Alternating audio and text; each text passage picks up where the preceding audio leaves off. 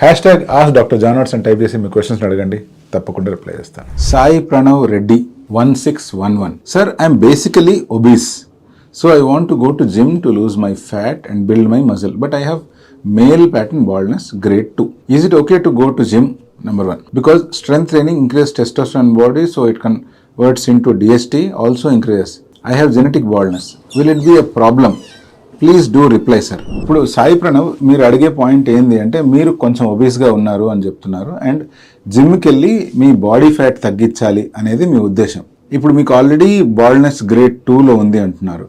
జిమ్కి వెళ్ళి కనుక మీరు వెయిట్ లాస్ అయితే, లేదా ఎప్పుడైతే స్ట్రెంగ్త్ ట్రైనింగ్ చేస్తారో దానివల్ల పెరిగే టెస్టోస్టెరాన్ వల్ల డిఎస్టీ ఇంక్రీజ్ అయ్యి బాల్డ్నెస్ ఏమైనా ఇంక్రీజ్ అవుతుందా అనేది మీ క్వశ్చన్.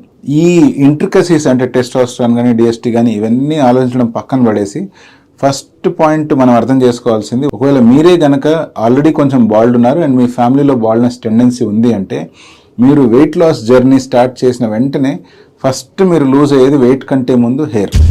సో హెయిర్ లూజ్ అవుతారు, ఇది డెఫినెట్గా జరుగుతుంది అనే పాయింట్ క్లియర్గా అర్థం చేసుకోండి.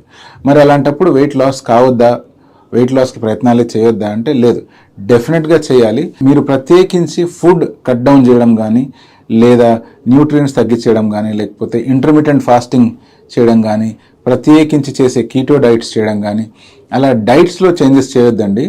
కావాలంటే మీరు మీ వర్కౌట్స్ పెంచండి, మీ కార్డియో పెంచుకోండి, మీ న్యూట్రిషనిస్ట్ని అట్ ద సేమ్ టైం మీ డాక్టర్ని కూడా ప్రాపర్గా కనుక్కొని ఎటువంటి న్యూట్రిషన్ వాల్యూస్ ఉండే ఫుడ్ తీసుకోవాలి, ఎటువంటి ఎక్సర్సైజ్ చేయాలి అనేది తెలుసుకొని కనుక మీరు వెయిట్ లాస్కి దిగితే అట్లీస్ట్ ఎంతో కొంత హెయిర్ కాపాడుకున్న వాళ్ళం అవుతాం. ఇప్పుడు మీరు అడుగుతున్న క్వశ్చన్ దగ్గరకు వస్తే, టెస్టోస్టెరాన్ పెరుగుతుంది కదా, అది డైజెస్టీగా కన్వర్ట్ అవుతుంది కదా అంటే, దాని గురించి ప్రత్యేకించి రీసెర్చ్ స్టడీస్ దాన్ని నిర్ధారించేలాగా ఏమీ లేవు.